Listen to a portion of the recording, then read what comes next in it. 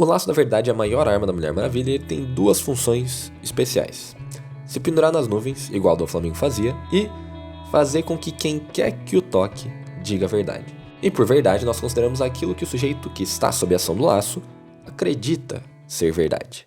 Vamos analisar, por exemplo, a seguinte situação.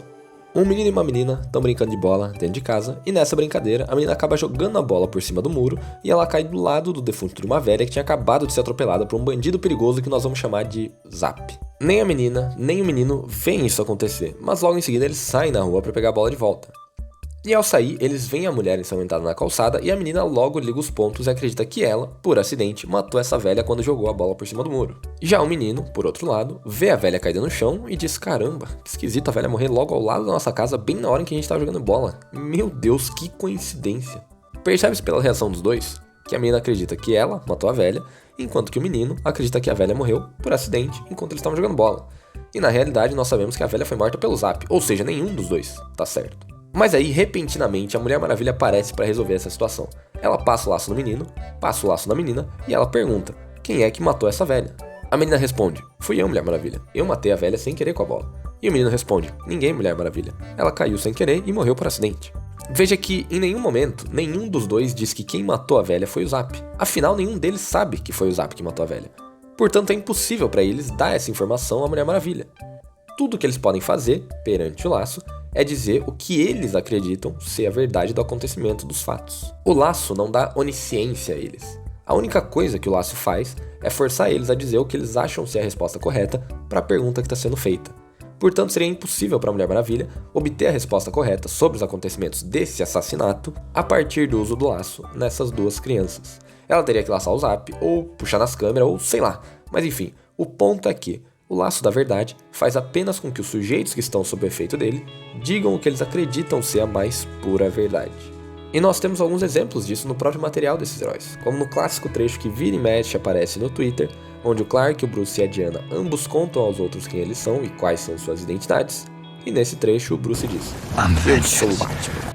Isso não significa que ele não seja o Bruce Wayne, mas que nesse quadrinho, nessa circunstância, ele acredita que o que eles querem saber é quem ele é, e para esse Batman, nesse momento, ele é o Batman. Ele não é o Bruce Wayne, que se veste de Batman, ele é o Batman. A Diana e o Clark se veem de diversas maneiras diferentes. A Diana se vê como Diana e atua como Mulher Maravilha. O Clark se vê como Clark, que atua como Super-Homem, mas o Bruce se vê apenas como Batman, como combatente do crime e não como a figura que ele assume quando ele tira a máscara.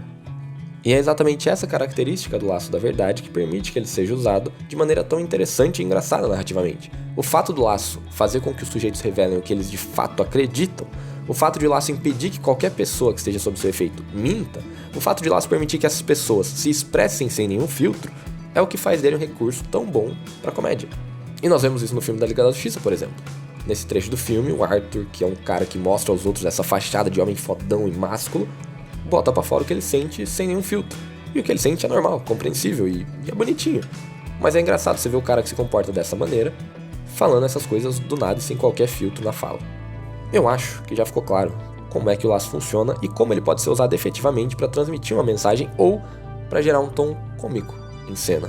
E no filme do Flash, eles tentam fazer isso. Eles tentam usar o laço da verdade para fazer comédia. E nesse trecho, eles botam as seguintes falas na boca do Batman: meu ego é muito grande para eu dizer obrigado para alguém. E eu faria melhor doando todo o meu dinheiro. Se eu quisesse mesmo acabar com o crime, eu deveria acabar com a pobreza. Eu criei essa persona para compensar o meu trauma de infância. Independente dessas afirmações serem verdadeiras ou não, o fato de Batman fazer elas significa uma de duas coisas. Ou o Batman acredita nisso, ou o laço deu ao Batman conhecimento de que nesse universo essas afirmações são verdades irrefutáveis. O segundo caso é impossível de ocorrer, pois isso implicaria num não entendimento do funcionamento do laço da verdade por parte dos roteiristas. Então, voltemos à nossa primeira opção. Se a primeira opção é verdade, isso significa que o Batman acredita piamente que o ego dele é muito grande para que ele possa dizer obrigado, ele faria melhor doando todo o dinheiro dele, para acabar com o crime ele deveria acabar com a pobreza, e ele criou essa persona para compensar o seu trauma de infância.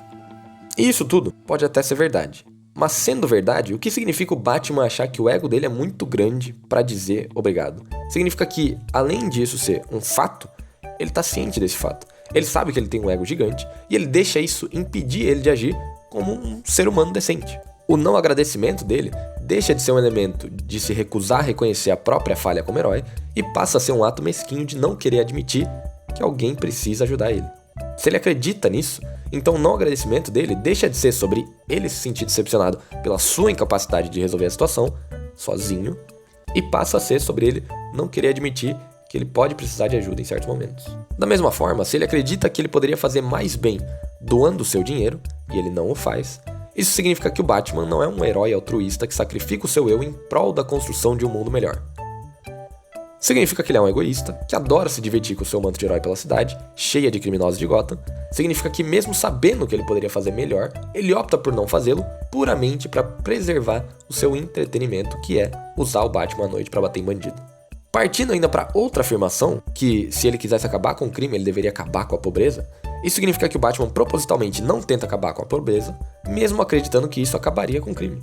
Ele opta por investir no Batman, ao invés de acabar com a pobreza de Gotham. E veja bem, eu não estou dizendo que essa seria a solução para o crime em Gotham, mas esse Batman acredita que sim, ele acredita que a solução seria acabar com a pobreza da cidade. E mesmo assim, ele nem tenta fazer isso. Ele acredita que essa é a melhor solução para os problemas de Gotham, mas ele não tenta solucionar esses problemas com o que seria a melhor solução possível.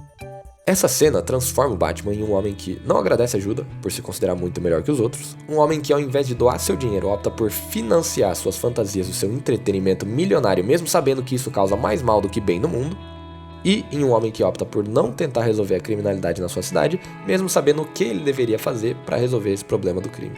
O Batman se torna uma sombra do personagem que ele deveria ser. Tudo isso devido a uma cena que interpreta de maneira completamente errada o personagem, ou a partir de uma cena que interpreta completamente errado o funcionamento do laço da verdade.